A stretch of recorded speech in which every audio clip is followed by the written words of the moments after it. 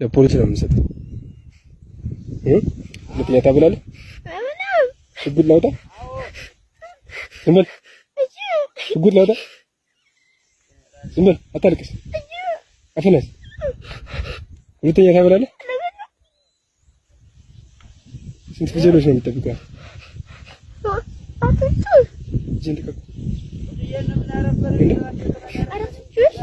አራት ፍየሎች።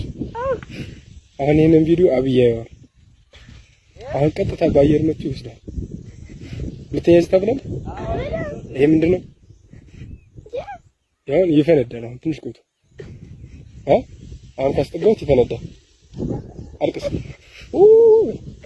አልቅስ። ካልሆነ እለቀዋለሁ።